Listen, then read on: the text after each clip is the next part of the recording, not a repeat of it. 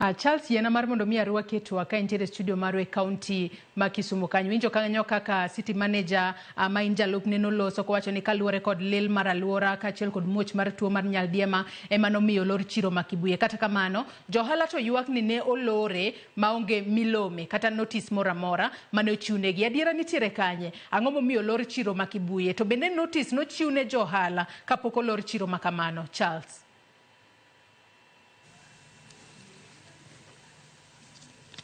Kamano Joyce, adwa mondo mi awach ni mokwongo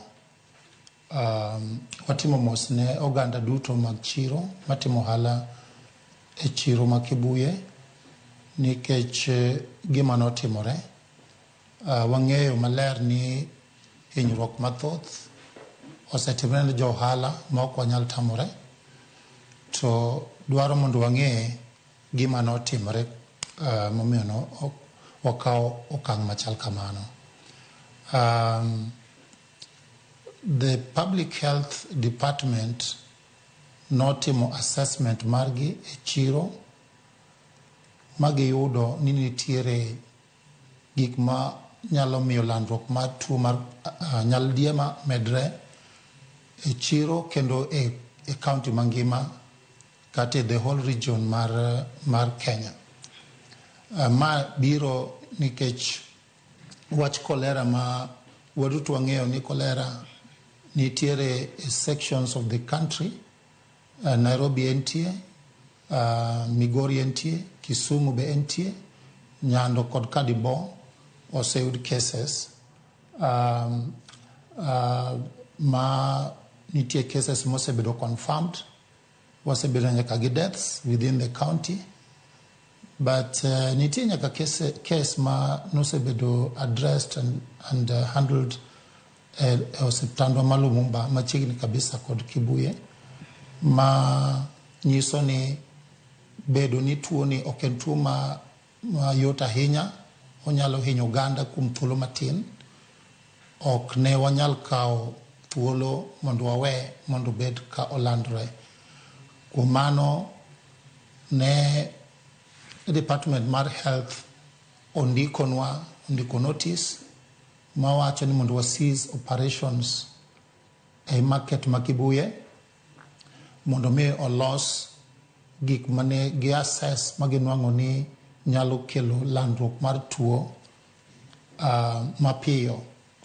Gimomiyo ne ginarrow down e Kibuye en ni ka kolera oseyudi nitiere e county ma Kisumu, to ing'iyo hotspots kuonde ma nyalo bedo exposed ma nyalo miyo jopiny hijre moloyo. Achiel kuom kuonde machal kamano en Kibuye, nikech Kibuye kaka ing'eyo Kibuye en chiro maduong' ma ji were kadhi e chirni mamoko. To kapo ni tuo ni nyalo donjo e chiro ka, to yot kabisa mondo mi olandre mapiyo to kang'adi matin e ute gi kuonde kamano.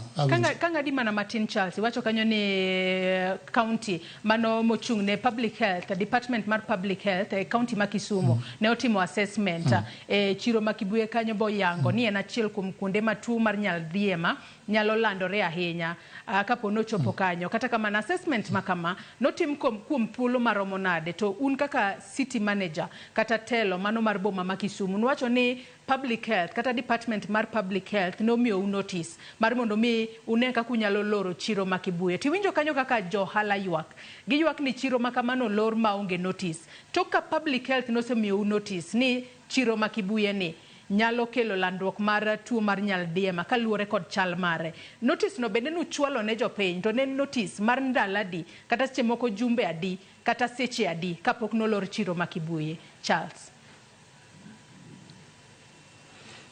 Erokamano Joyce kuom penjo maber.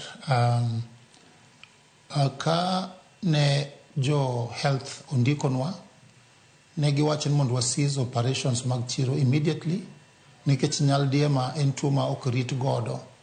En tuo ma kiweye kawuono to in exposed to it, to onyalo hinyo kata mana ng'at ma ok ong'eyo ni tuo no nyalo chopone. Kuom mano ne gi advice wa mondo cease the operations mar chiro immediately, to wan bende ne ok watimo mano ka ok wang'iyo the side mar johala. Ne wachako notify johala almost immediately, kendo ne waloso gi johala mang'eny. Ne kawo a whole day Saturday mar sensitize johala ma wamanyo nigi kuonde ma ginyalo dhi immediately. Thoth johala nodhi e chiro mar Uhuru, kendo ne giyudo kuonde ma gitime ohala.